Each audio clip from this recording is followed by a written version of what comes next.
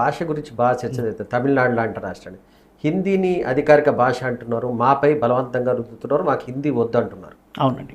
అంటే ఎట్లా సార్? అంటే ఇది బీజేపీ మా పైన బలవంతంగా ఈ భాషను రుద్దే ప్రయత్నం చేస్తుందని ఆరోపణ. వాస్తవానికి ఈ ఆరోపణ కాంగ్రెస్ పైన చాలా కాలం వేసింది.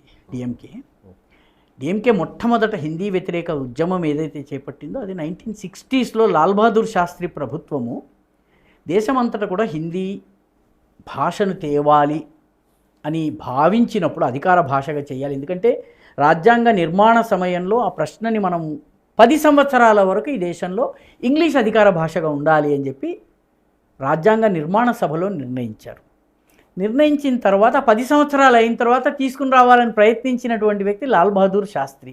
సో డిఎంకే పోరాడింది ఎవరి మీద? లాల్ బహదూర్ శాస్త్రి వంటి మొక్కవోని దేశభక్తుడి మీద.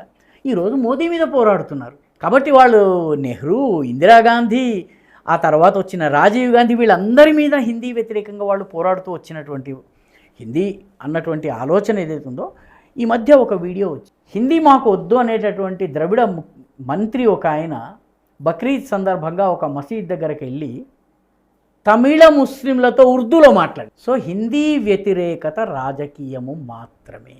You have no problem speaking in Urdu. హిందీకి ఉర్దూకి తేడా ఏముంది? హిందీకి ఉర్దూకి ఈరోజు హిందీ సినిమాలని చెప్పే దాంట్లో వచ్చే పాటలంతా ఉర్దూయే. తమిళ సినిమాల డబ్బింగ్ హిందీలో చేస్తే అభ్యంతరం లేదు. ముస్లిం ఓటర్ల దగ్గరికి బక్రీద్ సందర్భంగా వెళ్ళినప్పుడు ఉర్దూలో మాట్లాడడానికి అభ్యంతరం లేదు. మోదీ ఏదో తీసుకొస్తున్నాడని అంటున్నారు. మోదీ ప్రభుత్వం చాలా స్పష్టంగా చెప్పినటువంటి విషయం ఏంటంటే భాష అనేది ఎమోషన్తో ముడిపడ్డటువంటిది. త్రిభాషా సూత్రాన్ని పాటిద్దాము అని అన్నారు. త్రిభాషా సూత్రము అవసరము అన్నటువంటి విషయము నేను చెప్పడం లేదు, రవిచంద్రన్ అశ్విన్ చెప్తున్నాడు. క్రికెటర్ రవిచంద్రన్ అశ్విన్ ఈ మాట అన్నాడు. రాకా సుధాకర్ అంటలేదు, లేదా బీజేపీ అంటలేదు. నువ్వు బయట ప్రపంచానికి వెళ్ళినప్పటికీ హిందీ అవసరం అవుతున్నది. ఉత్తర భారతదేశంలో గుజరాత్కి వెళితే గుజరాతీలలో హిందీ రాని వాళ్ళు చాలా, కచ్, సౌరాష్ట్ర ఈ ప్రాంతాలకు వెళితే వాళ్ళకి హిందీ రాదు. గుజరాత్లో హిందీ వ్యతిరేక ఉద్యమం ఎందుకు లేదు? కచ్, సౌరాష్ట్రలో రాదండి, అసలు ప్రజలకి హిందీ రాదు. మీరు హిందీలో మాట్లాడితే ఒక స్థానికుడిని అనువాదకుడిగా పెట్టుకోవాలి మీరు. కచ్, సౌరాష్ట్రాల విషయం చెప్తున్నాను. అస్సాములో హిందీ లేదు, అసమియా భాష ఉంది, 180 భాషలు ఉన్నాయి. No one objects to Hindi.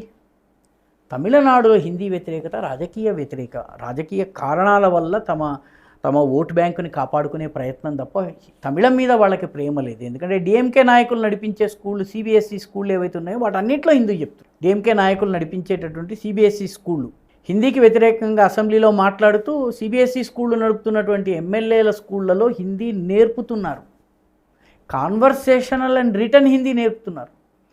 Udhayanidhi Stalin సినిమాలు హిందీలో డబ్ అవుతున్నాయి, హిందీ స్టార్లను తెస్తున్నాయి. హీరోయిన్లు అందరూ హిందీయే వాళ్ళకి, ఈ రోజు నుంచి కాదు, చాలా రోజుల నుంచి. కాబట్టి హిందీ వ్యతిరేకత మోదీ ఏదో రుద్దుతున్నారు అని చెప్పడం సరైంది కాదు. వాస్తవానికి ఈ విషయంలో 65 నుంచి వ్యతిరేకత ఉంది. లాల్ బహదూర్ శాస్త్రిని వ్యతిరేకించారు.